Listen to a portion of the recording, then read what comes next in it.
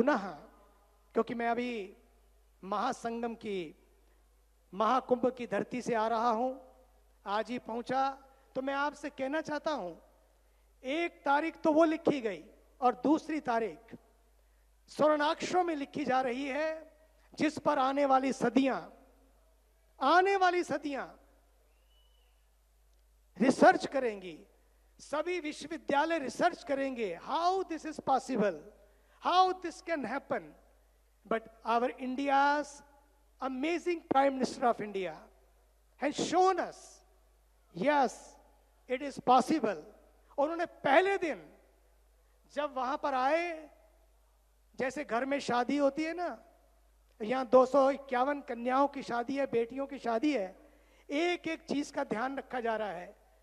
और सच मानिए, अपने घर में शादी होती है, जब तक बारात और बिटिया विदा ना हो जाए, तब तक हृदय धुक धुक करता रहता है, धक धक करता रहता है कि सब कुछ ठीक हो जाए। अब सोचिए, जहां पर 60 करोड़ लोगों से ज्यादा भक्त आ रहे हों, वहां पर भारत के ऊर्जावान प्रधानमंत्री, उनको कैसा लगता होगा कि मेरा भारत आ रहा है, मेरा विश्व परिवार आ रहा है। तो 1 महीना पहले 13 जनवरी को कुंभ प्रारंभ हुआ, 13 दिसंबर को आकर उन्होंने एक एक चीज को देखा, एक एक चीज को परखा, ताकि किसी को कोई कष्ट ना हो। वे आए, देखा, प्रसन्न हुए, और उस समय एक आवाज दी, आह्वान किया, आज का ये महाकुंभ एकता का महायज्ञ है, एकता का महायज्ञ है, एकजुटता का महायज्ञ है।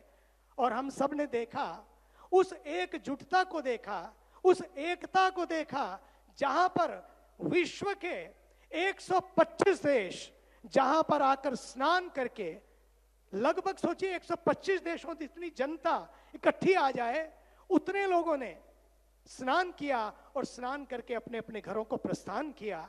और आपको आश्चर्य होगा कि पूरे वर्ल्ड से लोग आए, जो आए वो फिर आ रहे हैं, अभी भी मेला समाप्त नहीं हुआ है, लगता है कि मेला तो अभी शुरू हुआ है। हम तो परमार्थ निकेतन में त्रिवेणी के तट पर, अरेल घाट में, वहीं सामने संगम पर हैं, रोज देख रहे हैं कि करोड़ों करोड़ों लोग आ रहे हैं। हर घाट उन करोड़ों लोगों से पटा है, फिर भी लोग कहते हैं कि भारत बटा है। कौन कहता है कि भारत बटा है? ना तो मैंने देखा वहां कोई जाटों का घाट था, ना भाटों का घाट था, ना ब्राह्मणों के घाट थे, ना क्षत्रियों के, ना वैश्यों के घाट थे, या किसी अन्य के घाट थे। ये छोटे का घाट, ये बड़े का घाट, ये ऊंचे का घाट, ये नीचे वाले का घाट, कुछ भी तो नहीं। अगर कुछ था तो पूरा का पूरा कुंभ में 60 करोड़ सनातनियों ने स्नान किया, एक होकर स्नान किया, जहां कोई छोटा नहीं, जहां कोई बड़ा नहीं।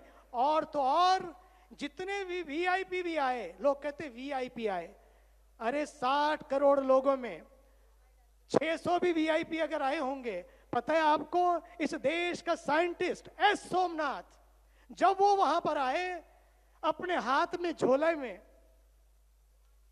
2 कपड़े लिए हुए, नंगे पैर, और मैंने देखा घाट के सामने वो नौका का इंतजार कर रहे थे। इस देश का महान साइंटिस्ट नौका का इंतजार कर रहे थे। ये इस देश की श्रद्धा, ये इस देश की आस्था। मैं इस देश की आस्था और इस देश की माटी को प्रणाम करता हूं, जहां पर इतने लोग आए, no chaos, no complain, no grumbling, no crime, no conflict. Everybody was so happy, not happy but blissful.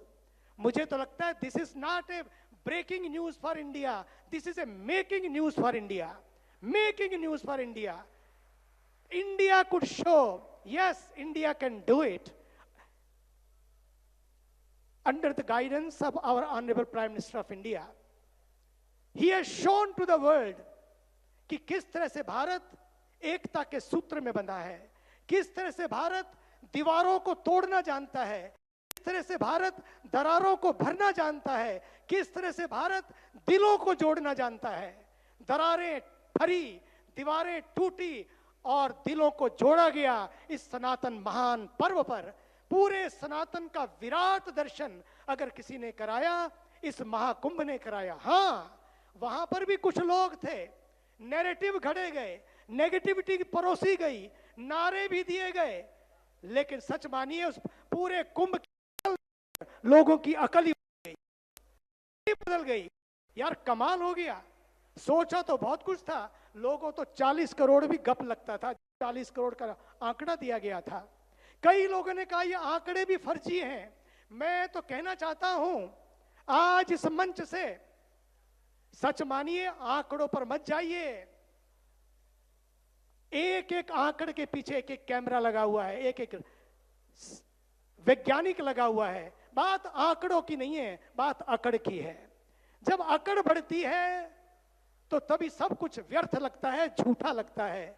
इस समाज ने सिखाया अकड़ के नहीं, भारतीय समाज तो पकड़ के साथ आगे बढ़ता है। जब जब अकड़ बढ़ती है तो पकड़ ढीली होती है, और ऐसे लोगों की पकड़ ढीली होती चली गई। कुंदरकी भी जीता, मिल्कीपुर भी जीता, कुंभ भी सजा, दिल्ली भी सजी, हरियाणा भी सजा, महाराष्ट्र भी सजा। क्यों? क्योंकि लोगों ने धीरे धीरे महसूस किया कि कहीं चूक गए हम लोकसभा के इलेक्शन में, कहीं कुछ गलती हो गई। उस गलती को लोगों ने सुधारने का प्रयास किया, और आगे भी आने वाले समय में लोगों को लगने लगा यार एक ही तो व्यक्ति है अपने पास जिसने अपने आप को, अपने समय का, अपने प्रतिभा का, अपने हर क्षण का बलिदान कर दिया इस देश के लिए। क्या इस गांव का सौभाग्य नहीं है? एक देश का प्रधानमंत्री। Can you imagine? इस छोटे से गांव में कौन सोचता था ये छोटा सा गांव जहां पर भारत के प्रधानमंत्री आ रहे हैं, जहां पर देश की प्रथम नागरिक, अंतिम नागरिक के लिए जिसको कोई पूछता नहीं है, उन बिटियाओं को यहां पर स्टेज पर बिठाकर, मंच पर बिठाकर पूरे भारत के महान संत आशीर्वाद देंगे। भारत की माननीय राष्ट्रपति जी उन सब के बीच में होंगी। कभी आपने सोचा? फिर भी लोग कहते कि हम बटे हैं। ये बड़े बड़ों के लिए होता है, ये बड़े बड़ों के लिए नहीं होता है जिन्होंने भी जीवन को बढ़िया बनाने का प्रयास किया। पूरा भारत उनके साथ खड़ा हुआ है।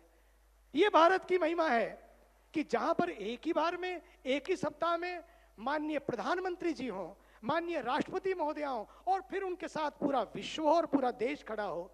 ये उन लड़कियों का भी सौभाग्य है जिनको आशीर्वाद मिलने जा रहा है।